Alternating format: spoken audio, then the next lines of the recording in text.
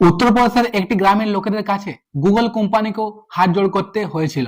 তোমরা যখন কোনো গুগল ম্যাপ ইউজ করো তখন একটা দেখবে স্ট্রেট লাইন অবশ্যই লক্ষ্য করেছো। আমাদের ইন্ডিয়ার যে কোনো দেশের কিংবা গ্রামের অলিগলি সবকিছু গুগল ম্যাপের মধ্যে দেখতে পেয়ে যাবে। এইসব রেকর্ড হয় কিন্তু একটা গাড়ির দ্বারা। গুগলের মতো কোম্পানি আমাদের দেশের গলি রাস্তা কিংবা ম্যাপ বানানোর জন্য টেক মহিন্দ্রা কিংবা টিসিএস এর মতো কোম্পানিদেরকে এই কন্ট্রাক্ট দিয়ে থাকে এবং বলে যে আমাদের দেশের কাজ করো। টেক মহিন্দ্রার এমনই একটি গাড়ি ম্যাপ বানানোর জন্য গিয়েছিল উত্তরপ্রদেশের একটি গ্রামে।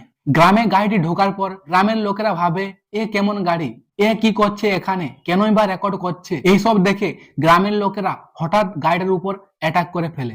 গাড়ি ড্রাইভারটির উপর মারপিটও করে। গাড়িটির উপরে 360 ডিগ্রি ক্যামেরা লাগানো ছিল, গ্রামের লোকেরা যা আগে কখনো দেখেনি। কোম্পানির লোকেরা আইডি কার্ড কিংবা মিনিস্টার সার্টিফিকেট দেখানোর পরও তারা মানতে চায়নি। ডিজিপি লেটার দেখানোর পরও তারা মারপিট বন্ধ করেনি। অবশেষে পুলিশকে এসে সবকিছু সামলাতে হয়।